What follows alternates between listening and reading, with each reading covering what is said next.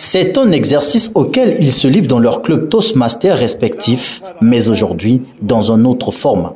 Ce concours des discours Toastmasters du district 130, division L du secteur 37, a mis aux prises 3 candidats dans la catégorie Histoire invraisemblable et 2 autres candidats dans la catégorie Discours d'évaluation. Aujourd'hui, nous avons organisé un concours qui s'est tenu en 2 phases.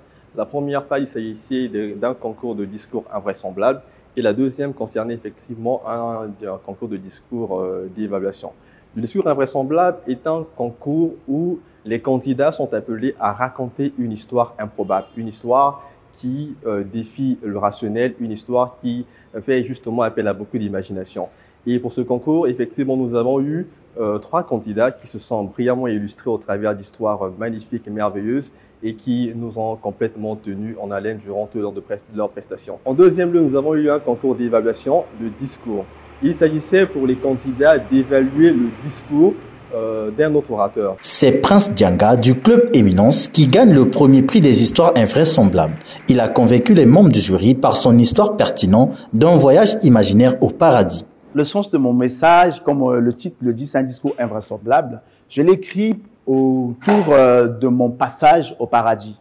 J'ai fait un tour au paradis et donc au paradis, il y avait un nom qui, selon moi, ne devait pas figurer dans la liste, dans le livre de vie, parce que cette dame ou cette dernière avait fait quelque chose qui, pour moi, était considéré comme un péché capital et donc son nom ne pouvait pas figurer dans la liste des gens qui devaient être au paradis. C'est déjà un grand honneur pour moi parce que c'est le fruit d'un travail, mais cela n'a pas été simple pour moi également et ça ne vient pas que de moi. C'est tout autour des amis, des collègues et des encouragements des uns et des autres qui ont permis à ce que je puisse gagner ce trophée et je les remercie également.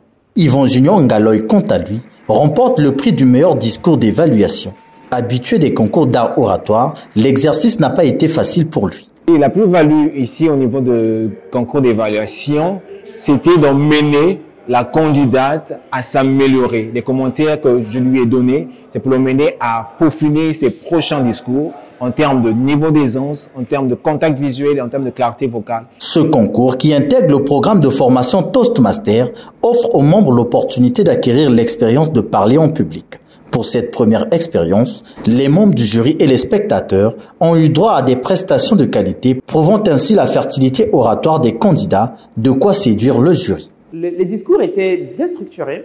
Le discours invraisemblable était vraiment très riche grâce à l'imagination des candidats. J'ai trouvé que c'était vraiment très diversifié et chacun dans son univers assez particulier a pu nous faire voyager dans un monde un peu imaginaire que j'ai beaucoup apprécié. La forme était également très bien. Les candidats, bien que ce soit les jeunes Toastmasters, étaient à l'aise. On a eu franchement de belles prestations. C'est la première fois que notre secteur organise un concours de discours. Et pour une première fois, ça a été un coup de maître. Nous avons vu vraiment l'éloquence.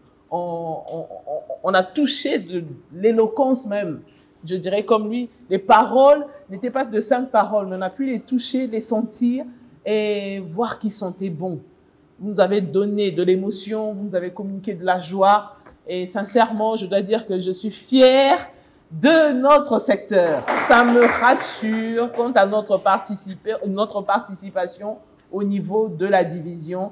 Je suis certaine que nos ambassadeurs vont valablement nous représenter. Et pas seulement nous représenter, mais nous revenir avec les trophées de la division. Les membres de différents clubs Toastmasters ont été appelés à inscrire cet exercice dans la durée, question de se préparer à frotter leur cervelle lors de ces concours sur le plan international.